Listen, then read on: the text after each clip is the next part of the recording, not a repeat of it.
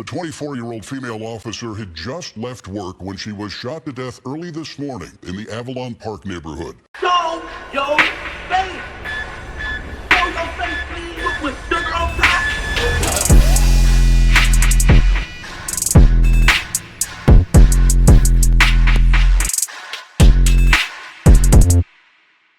Hey, what's up, y'all? Y'all know my slogan. I don't know it all, but I know what I've been through. Now, before we get into this video, please make sure you head on down to Instagram and follow us on our official Instagram page at hookahanonymous_. Alright? We're able to be a little more explicit, a little more uncensored, and share content freely without running the risk of having our channel terminated. So, once again, make sure you head on down to Instagram and follow us on our official Instagram page at hookahanonymous_. Alright, now let's get into what you guys came here to see. Now, today we got an interesting story about the death of an off-duty Chicago police officer that would have graduated with a master's degree as early as next week if she was still with us today. Now, Areanah Preston will be gunned down early Saturday morning, April 6, 2023, right in front of her own home. Now, a lot of questions will begin to surface about who will want to do something to Areanah, as people would describe her as fun, outgoing, and unproblematic. You know, so why would anybody want to take the life of a 24-year-old college student with a bright future? Well, let's get into some of the details that we know so far. Now, 24-year-old Areanah Preston will be getting home from her shift in the 5th District just before 2 a.m. early Saturday morning in the 8100 block of South Blackstone Avenue. The suspects initially drove past Preston in 2 separate vehicles and then came back around to pull up behind her. A close source says that Areanah noticed what was going on and fired a shot in self-defense, and 2 assailants sprayed gunfire, striking her twice and also grazing her. Sources also say that one of the suspects appeared to have used a gun that was equipped with a switch during the robbery attempt, but they also managed to take Areanah's gun after she was shot. Now, of course, we can't put the video on YouTube, but there is home surveillance video that caught the gunfire exchange between the 2 suspects and Areanah from a home nearby, so I'm sure more evidence should be presented in the future. Now, Areanah's neighbors described that they heard loud gunshots, but didn't think much of it due to the area not having too much criminal activity in it. One of Preston's neighbors said she went back to sleep after hearing the gunshots, but couldn't sleep and would eventually wake back up after all the commotion of traffic and police sirens reporting to the scene. It took police more than 30 minutes to arrive at the scene of Preston's shooting after gunshots were detected by the city's ShotSpotter gunshot surveillance system. Police say Preston was shot to death around 1:42 a.m., although the first notification of a person shot came at 2:15 a.m. Now, the fire department was alerted that someone had been shot when a police officer arrived and radioed that an off-duty officer had been shot. Less than a minute later, an ambulance and a paramedic staffed fire engine were dispatched to the scene, and they were both rolling less than a minute after.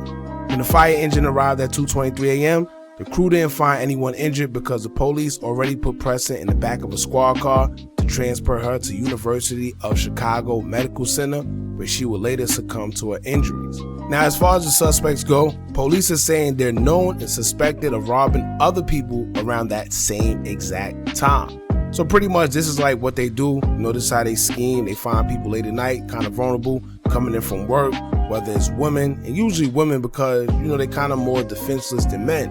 But coming in late at night, you know, strolling, and they tend to be by themselves. So that's who they try to target.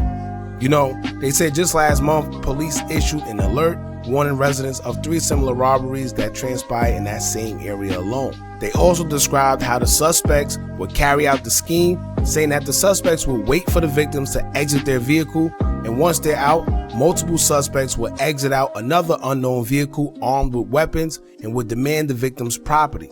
I'm not sure if any of the other victims were killed in the process as well. As of right now, they didn't specify. Now, Areanah was working for CPD for about 3 years now and was also pursuing her master's degree in criminology from Loyola University Chicago, and would have graduated May 13, 2023. The death of Areanah, 5 suspects have been taken into custody.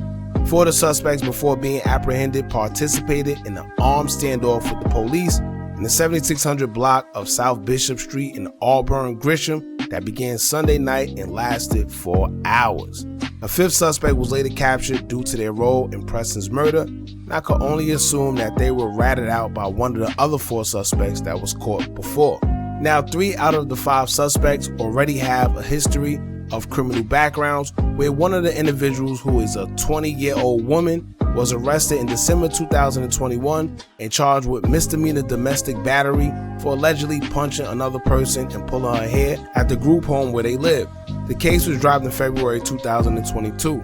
The next suspect was a 21-year-old woman who was previously arrested in April of 2021 and charged with a misdemeanor count of having a gun in her bedroom without a valid firearm owner's identification card, and that charge was dismissed in January of 2022.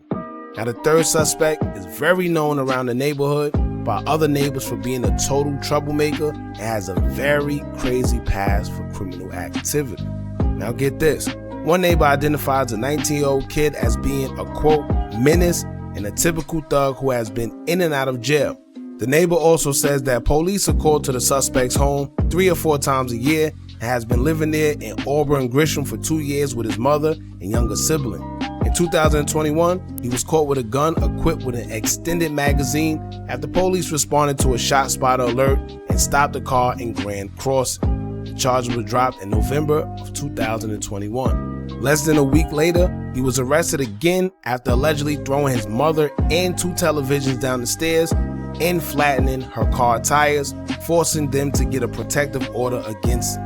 But while that case was pending, he was also indicted in June of 2022 on felony gun charges.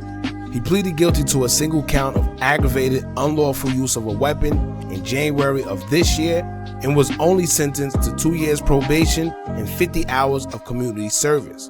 Also, last September, when officers forced entry into a home in the 200 block of South Indiana Avenue, he was found sleeping next to a ghost gun with an extended magazine attached to it. That charge was also dropped just days later. Now, I don't know y'all, but either his lawyer is just that good or Chicago has to do better with their gun laws. You know, him being involved in this murder is kind of not even surprising judging from his prior history, where we clearly sees that he has no problem possessing weapons.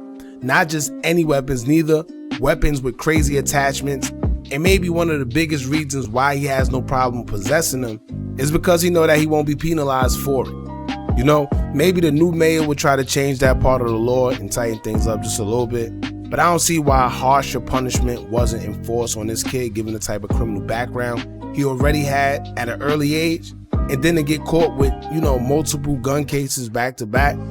It's kind of messed up, man. The only thing I can assume is that his age might have helped him out in some of these situations, which is also why they probably didn't include the suspects' names, because someone was like underage, you know, 19 at the time or whatever. I'm not pretty sure, but it's just an unfortunate situation.